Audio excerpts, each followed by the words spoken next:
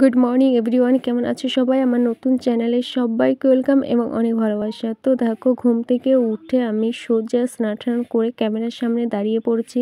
আর এদিকে রাত্রে থেকে আমার শরীরটা খুবই খারাপ লাগছিল, সকালের দিকেও বেশ লাগছিল, ঘুম থেকে আর উঠতেই পারছিলাম না। তো ভাবলাম যে একটু স্নান করে আসি, স্নান করলে হয়তো শরীরটা একটু ভালো লাগবে। তো কোনো পরিবর্তনই পাচ্ছিলাম না, তো এদিকে একটু ক্রিম মেখে নিচ্ছিলাম। তো কি করব, দিন দিন পেটে ব্যথা আরও বেড়েই চলেছে। তো এটা আজ নতুন না, তো এর আগেও আমার হয়েছিল, তো সেটা ওষুধ ঠিকঠাক করে খাওয়া হয়নি বলে জিনিসটা আরও বেড়ে গেছে। তো ভাবছি ডাক্তারখানা যাব, কিন্তু কবে যাব সেটা ঠিক করা হয়নি। তো এদিকে ছেলের দিকেও খেয়াল রাখতে পারছি না, তো ছেলের পড়াশোনা, খাওয়া দাওয়া বলো, স্নান করা বলো, কোনো কিছুরই খেয়াল রাখতে পারছি না। তো ছেলে যেমন পারছে তেমনভাবেই থাকছে, আর ওইদিকে মা সমস্ত কাজকর্ম সেরে তারপর আমার ছেলের দিকে একটু খেয়াল রাখছে। তো ছেলেও একটু কষ্ট পাচ্ছে, কিন্তু কি করব, কিচ্ছু করার নেই। আর এইদিকে আমিও বিছানা ধরা মানে বিছানা থেকে উঠতেও পারছি না।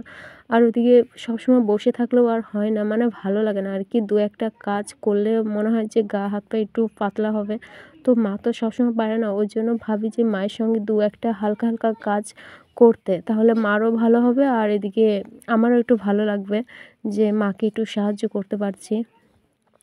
তো যাই হোক, গায়ের মধ্যে না আমার ভীষণ জ্বালাতন ধরে গেছে। আর এদিকে দেখো, আমার অবস্থা থেকে তোমরা বুঝতে পারছো দিনে দিনে আমি কতটা রোগা হয়ে গেছি।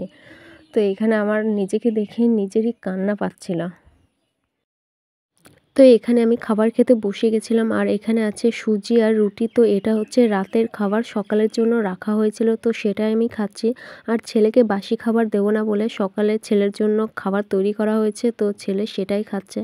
আর আমি খাচ্ছিলাম ঠিকই, কিন্তু সেরকমভাবে খেতে পারছিলাম না। আর এদিকে সত্যি কথা বলতে কি, আমি জলই খেতে পারছিলাম না। তো জল খেলে আমার মনে হচ্ছিল পেটে ব্যথা আরও বেড়ে চলেছে। তো যাই হোক, আমি এইসবের জন্য আমি ভিডিও করতে পারছি না, আর ঠিকঠাক করে মানে থাকতেও পারছি না। তো যাই হোক, কেমন লেগেছে অবশ্যই জানাবে।